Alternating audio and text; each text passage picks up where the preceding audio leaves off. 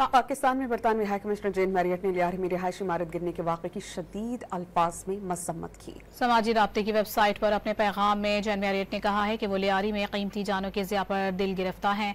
मुतासरा खानदानों से दिली हमदर्दी का इजहार करती हैं। उन्होंने मुश्किल हालात में ऑपरेशन करने पर रेस्क्यू एहलकारों की सताइश भी की। पाकिस्तान में बरतानवी हाई कमिश्नर जेन मैरियट ने लियारी में रिहायशी इमारत गिरने के वाक़े की शदीद अल्फाज में मज़म्मत की। समाजी राब्ते की वेबसाइट पर अपने पैगाम में जेन मैरियट ने कहा है कि वो लियारी में कीमती जानों के ज़िया पर दिल गिरफ्तार हैं। मुतासरा खानदानों से दिली हमदर्दी का इजहार करती हैं। उन्होंने मुश्किल हालात में ऑपरेशन करने पर रेस्क्यू एहलकारों की सताइश भी की। पाकिस्तान में बरतानवी हाई कमिश्नर जेन मैरियट ने लियारी में रिहायशी इमारत गिरने के वाक़े की शदीद अल्फाज में मज़म्मत की। समाजी राब्ते की वेबसाइट पर अपने पैगाम में जेन मैरियट ने कहा है कि वो लियारी में कीमती जानों के ज़िया पर दिल गिरफ्तार हैं। मुतासरा खानदानों से दिली हमदर्दी का इजहार करती हैं।